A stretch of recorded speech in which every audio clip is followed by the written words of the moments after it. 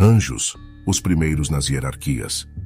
Nas Sagradas Escrituras, divinas estratégias foram empregadas por Deus para resguardar e guiar seu povo, dentre as quais se incluem os anjos.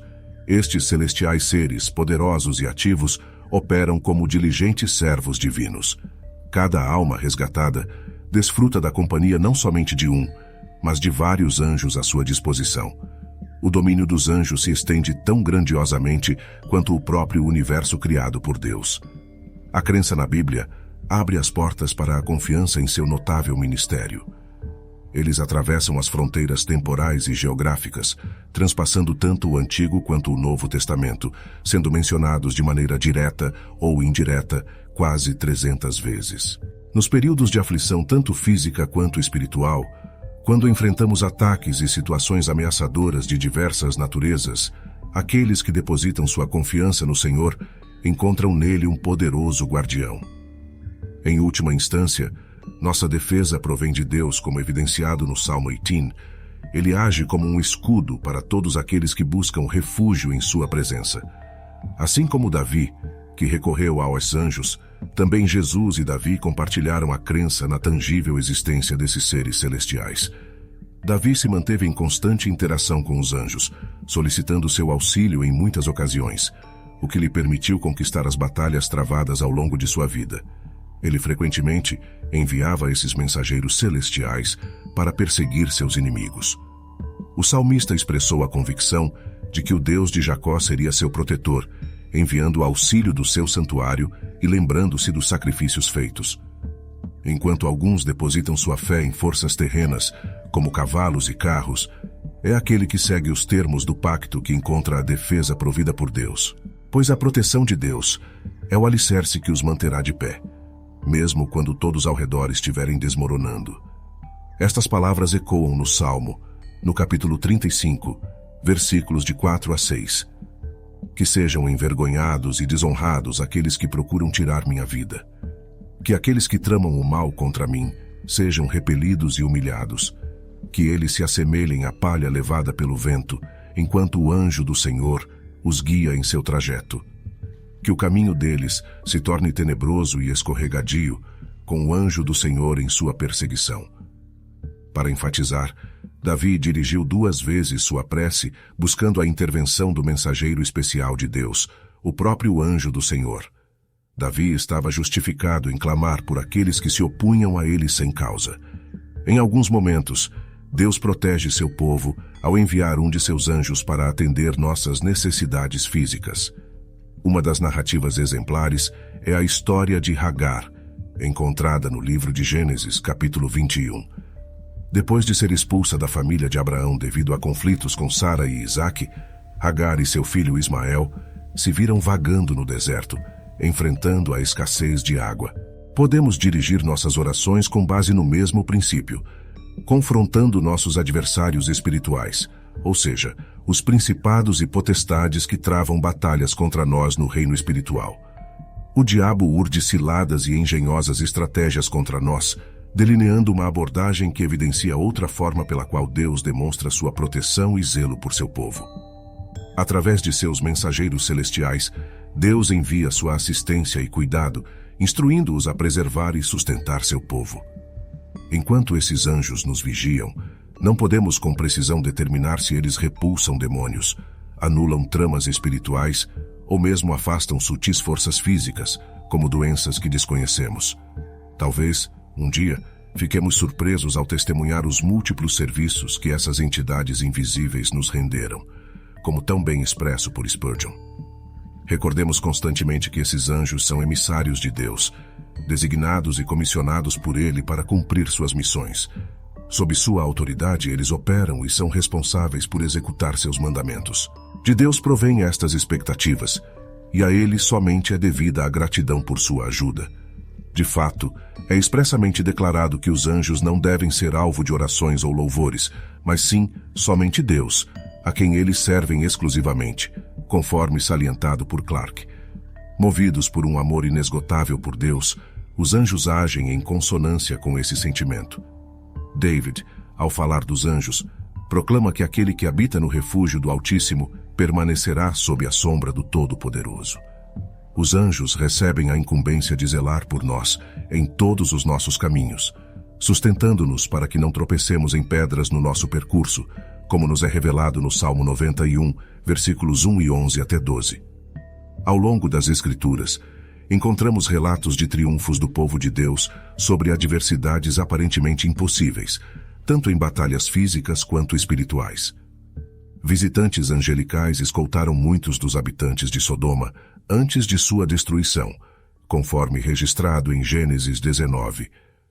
Guardas angelicais precederam os israelitas, protegendo-os durante sua saída do Egito, como descrito no segundo livro de Reis, capítulo 19. Foi o mensageiro celestial do Senhor que causou a morte de 185.000 soldados assírios. E quando nosso Senhor ressuscitado avançar para Armagedom, ele será acompanhado por legiões de anjos. Eu não sei a respeito de você, mas a minha satisfação é grande ao reconhecer que esses combatentes divinos estão ao nosso lado. Os anjos atuam como especialistas táticos, guiando o povo de Deus.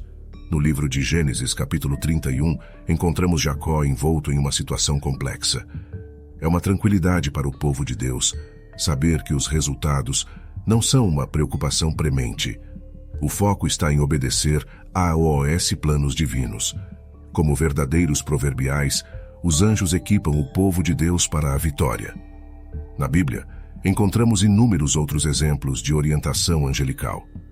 No Novo Testamento, um anjo forneceu instruções específicas ao pai terreno de Jesus, José, a fim de proteger o jovem Jesus e sua mãe. Erga-se, tome consigo a criança e sua mãe, e fuja para o Egito, onde permaneça até que eu lhe dê uma palavra, pois Herodes buscará o menino para destruí-lo, conforme registrado no livro de Mateus, capítulo 2, versículo 13. Nos jardins de Getsemane, um anjo desceu dos céus para fortalecer Jesus. Imediatamente após a famosa prece de Cristo, Pai, se queres, afasta de mim este cálice. Contudo, não seja feita a minha vontade, mas a tua, conforme descrito em Lucas, capítulo 22, versículo 42. Lucas nos relata a aparição de um anjo que desceu dos céus para reforçar a fortaleza de Jesus. Deus, que supre todas as nossas necessidades, demonstra a sua provisão constante. Ele, por vezes, envia os seus mensageiros celestiais para nos equipar e fortalecer. Os anjos também foram enviados para zelar pela segurança do profeta Eliseu e de seu servo. Vamos montar a cena. A antiga Aram, agora a Síria, estava envolvida em uma guerra contra Israel. O rei de Aram estava profundamente inquieto, pois o profeta Eliseu possuía a capacidade de antever os movimentos de seu exército, informando assim o rei de Israel. Essa prática permitia que Israel desenvolvesse estratégias eficazes em resposta. Determinado a conter essa vantagem, o rei de Aram ordenou o envio de um exército volumoso à cidade de Dotã, com o objetivo de capturar o profeta de Deus, Eliseu. A intenção era evitar que ele auxiliasse Israel na batalha e contribuísse para seu sucesso. O rei de Aram, limitado em sua tenda, era capaz apenas de conceber planos rudimentares, enquanto Eliseu fornecia detalhadamente ao rei de Israel informações cruciais, permitindo que este último tomasse medidas apropriadas de defesa e contra-ataque. Nada passa despercebido aos olhos de Deus. Ele possuía um conhecimento profundo sobre os movimentos dos adversários de Israel. Ainda que os inimigos de Israel tramaram em segredo para prejudicá-los, Deus estava presente como protetor, guardando-os de qualquer dano iminente. O rei de Israel tomou uma decisão sensata ao acatar as orientações do profeta de Yahvé.